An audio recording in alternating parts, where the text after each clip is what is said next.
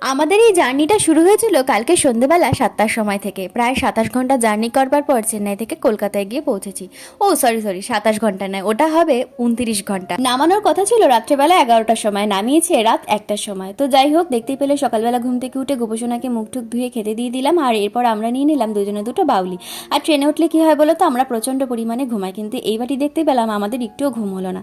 তো তারপর বাউলি খাওয়ার পর ও নিয়ে নিল 1 কাপ মশালা চা, কারণ আমি তো চা খাই না। তারপর চা খেতে খেতে সুন্দর দৃশ্য দেখতে দেখতে আমরা কি করব, প্রচণ্ড বোর হচ্ছিলাম। তারপর শুরু করে দিলাম গল্প করা। তারপর মনে হলো আমরা তো বাড়ি থেকে ওয়েব সিরিজ ডাউনলোড করে এনেছি, তো আমরা সেটাই দেখতে পারি। তো ওয়েব সিরিজ দেখতে দেখতে দুপুরের খাবার চলে আসলে, দেখতেই পেলে দুপুরের খাবার খেয়ে ঘুমিয়ে ঠুমিয়ে নিয়ে ও 1 কাপ চা খেতে খেতে আমরা প্রচণ্ড পরিমাণে বোর হচ্ছিলাম। তারপর গোপুসোনাকে একটু নিচে নামিয়ে নিলাম। তারপর দুজনে কি করবো, আর কিছুই করতে পারছি না।